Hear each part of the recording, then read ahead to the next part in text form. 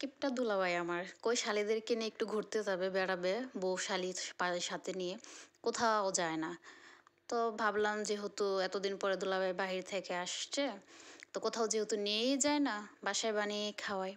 তার বাগোয়ারের বাচ্চারাও আবার বায়না ধরতেছে যে ফুচকা খাবে পাঠানপাড়া নিয়ে যেতে। এখন পাঠানপাড়া তো আর এত বড় গরমে যাওয়া সম্ভব না।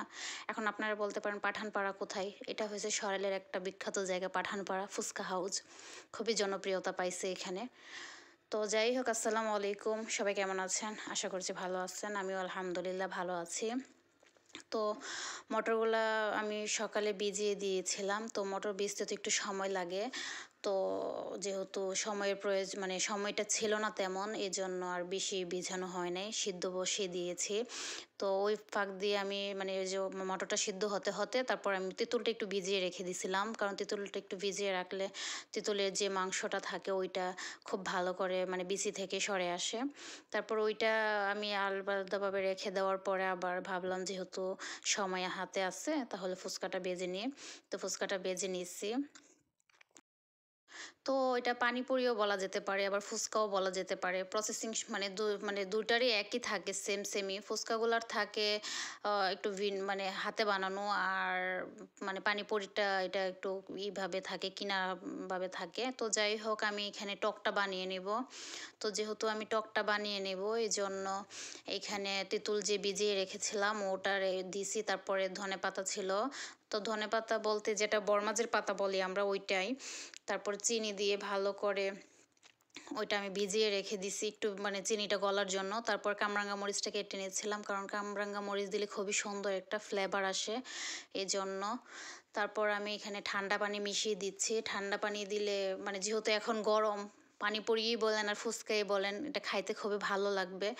তারপর আমি এখানে চটপটির মশলা দিলাম মটরে।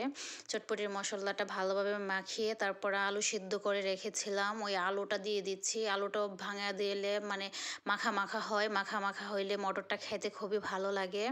তারপর আমি আলুটা ভালোভাবে এখানে মিশিয়ে নিচ্ছি।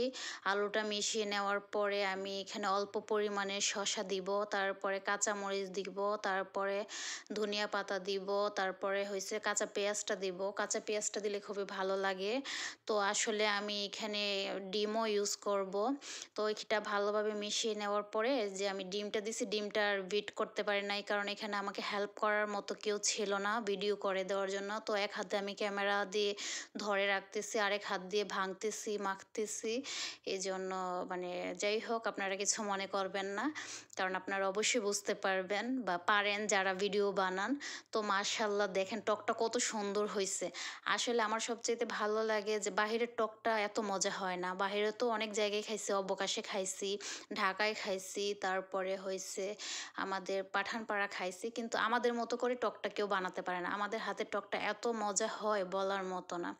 আর মানে বাসায় আসলে এটা মানে মূলত খাওয়ার কারণই হয় যে এই টকটার জন্য, এই টকটা খুবই ভালো লাগে এই জন্য। তো আমি এখানে একটা বানিয়ে খাইতেছিলাম, যে খেয়ে দেখতেছিলাম যে কেমন হয়। তারপরে এই যে কামরাঙ্গা মরিচটা নিয়ে নিয়েছি। কামরাঙ্গা মরিচ আমার খুবই পছন্দের। তারপর এখানে আয়েশা মুনতাহাকে দিয়ে দিলাম, ওরাও খাইতেছিল, ওদেরও খুবই পছন্দের। তো আমি আবার একটু দুলাবের জন্য নিয়ে গেছিলাম, তো ওখানে যাওয়ার পরে চা বানিয়ে দিল।